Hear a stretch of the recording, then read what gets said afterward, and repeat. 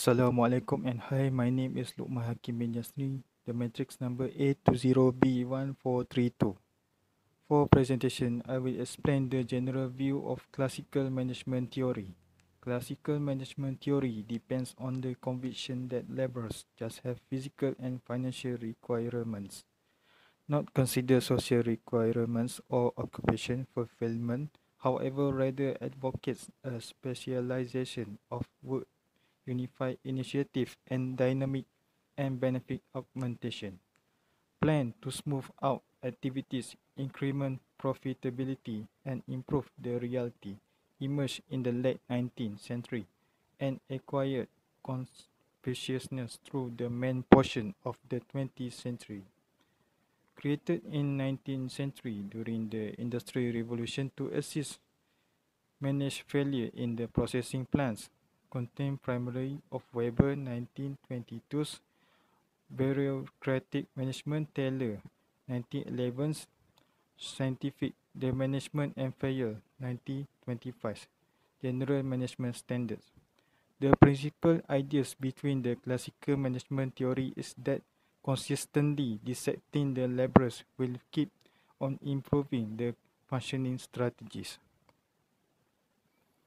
The classical management approach underlines a worry for task output, utilizing the strategies for advancement of procedures and exacting administration altogether. As per authoritative construction in the classical management approach, the authoritative design ought to be formal and plainly characterized. The classical methodology received normalized the technique for working just as preparing of representatives. The classical management theory is to define objective for the executive staff with the goal for them to set work guidelines and manage representatives to complete the undertaking as productively as good. That's all. Thank you. Next, classical management, including bureaucracy management, scientific management, and administrative management. These are three drawbacks that can be identified.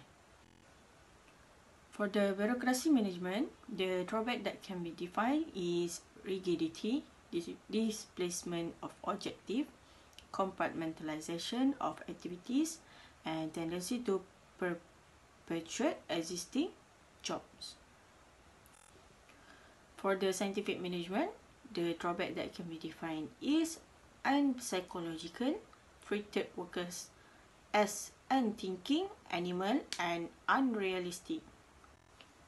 Lastly, for the administrative management, the drawback that can be defined is lack of empirical evidence, human attributes such as emotion, attitude, and creativity have been totally ignored and had more false assumption.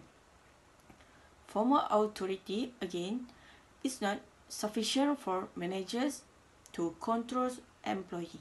Thank you.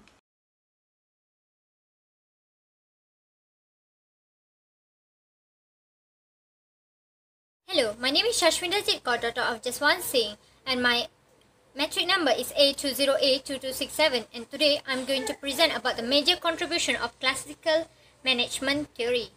The 5 contribution of classical management theory is clearly defined labor division, motivating factor, decisions are made by a single leader, employees' earnings rise, and implement collaboration between the managers and employees. Number 1 is the clearly defined labor division. Projects are divided down into smaller and more manageable jobs. The task and expectation of employees are clearly outlined, whereas the workers are to concentrate in one topic and restrict scope of knowledge. Which employees are not required to multitask. The division of labor strategy leads to enhanced production and efficiency. For instance, if a small business owner wants to enhance output while spending as little as money as possible, this strategy can help. Second is the motivating factor.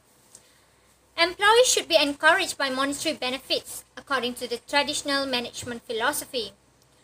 Employees must have something to look forward to. They so that they will work more and be more productive. It allows the management to have a greater focus all over the workers. Employees are recognized for their efforts and they feel valued. For an example, it can be also used by a small business owner to encourage staff to meet the sales expectations. Number 3 is the decisions are made by a single leader. It evolves upon the autocratic leadership approach. Classical management suggests that an organization should be able to have a single leader who is responsible for making decisions, organizing and directing personnel. All decisions are taken at the top and relied to the rest of organizations. For instance, a small business decisions need to be made swiftly by a leader without consulting a big amount of individuals, such as board of directors. The autocratic leadership method is advantageous. The number 4 is the employees' earning rise. Classical management emphasizes that philosophy is on physical requirement rather than work satisfaction or social requirements. It proposes these basic demands may be addressed through monetary and economic incentives, that salary increases may be used to encourage the employees. Number 5 is implement collaboration between managers and the employees.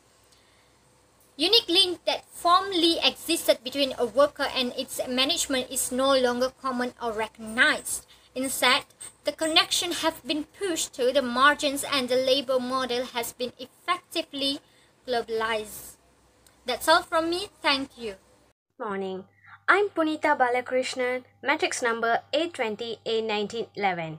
Today, I would like to present on the major drawbacks of classical management theory. So, these are the drawbacks that can be classified in classical management theory, which is failure to consider the informal organization, reliance on experience, untested assumptions, static conditions, human machinery, and unintended consequences.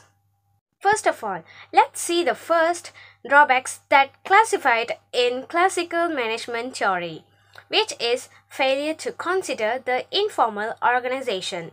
Classical theory based tend to ignore the informal relations like social interchange among employees and the emergence of group leaders apart from those specified formal organization. These are the effects of ignoring the informal relations, such as letting employees participate in decision making and task planning. Letting employees will never be explored or try on the task given. Secondly is reliance on experience. Writers in classical schools of management had developed their ideas on the basis of their experiences as the manager or consultants. For examples, Taylor's and Fayol's work had come primarily from their experiences with large manufacturing firms that experiencing stable environment. And the effect is unwise to generalize those situations to others, especially to young high technology firms of today that are confronted daily with the changes in their competitors' output. Next is untested assumption. The assumption that made by classical writers, which not only based on scientific tests but on value judgments too, that express what they believe to be in a proper lifestyles, moral codes and attitudes towards success. Their basic assumption is the staffs are primarily motivated by money and they work only to earn more money. The effect from their action is they fail to recognize that employees may have their own wants and need unrelated workplace or may view their job only as a necessary evil. Then is the unintended consequences. Classical approach to achieve high productivity, making behaviors predictable and achieving fairness among workers and between managers and workers. Yet, they fail to recognize that several unintended consequences that can occur in practice. For example, a heavy emphasis on rules and regulations may cause the workers obey the rules blindly without remembering their original intent. Then is the human machinery.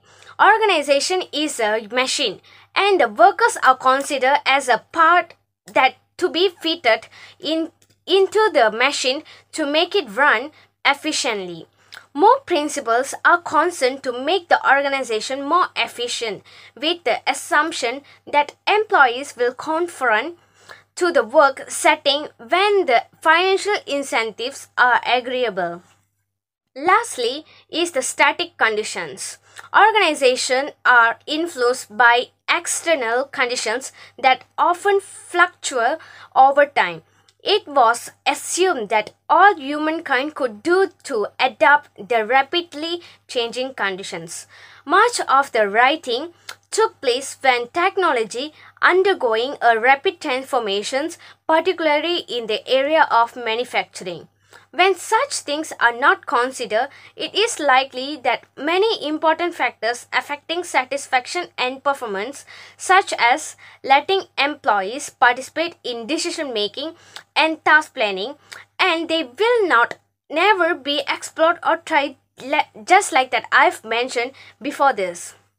Not only that, but classical management, including bureaucracy management, scientific management, and administrative management, and these are the drawbacks that can be identified from these three managements that included in classical management as well. For the bureaucracy management, the drawbacks that can be identified is the rigidity, displacement of objectives, compartmentalization of activities, tendency to perpetuate existing jobs. However, for the scientific management, the drawbacks that can be identified is unpsychological, treated workers as unthinking animals, and unrealistic. Lastly is for administrative management. The drawbacks that can be identified from this management is lack of empirical evidence. Humans' attributes such as emotion, attitude, and creativity have been totally ignored and had made false assumptions. Formal authority again is not sufficient for managers to control their employees as well. Thank you. Greetings, my name is EVELEEN XAVIER, metric number A20A1326. The last part of this assignment is our view on the relevance of classical management theory in today's work context. As we all know, in this 21st century, everything has evolved, including classical management theory. The question is, are organizations still abiding them? The answer is yes, they do abide in them, and here is why I say so. The first theory is scientific management theory. This theory focuses on the enhancement of the productivity of the organization by setting motivational factors like money in those days. However, nowadays, organization has improved motivational factors because as the world evolves, people don't think money is an effective motivational factor anymore. For example, Apple company uses this theory to increase the productivity of their management by introducing job satisfaction concept, not using money. This concept helps employees to love their job regardless of their reward like salary and promotion, and it does affect the productivity. Next is administration theory. This theory focuses on creating systematic and organized management. People do follow this theory but has become more linear in the decision-making process, as many organizations are based on teamwork like dark group in Malaysia. The employee and the employer in dark group work in an open space where there is no room or partition that divides them. The top level management sits together with their employees to work together as it is easier for them to discuss and share ideas together. Lastly, bureaucracy theory, a theory that focuses on the authority and power. In another word, a management that has many procedures and regulations, which is not a favorable approach for management in today's work context.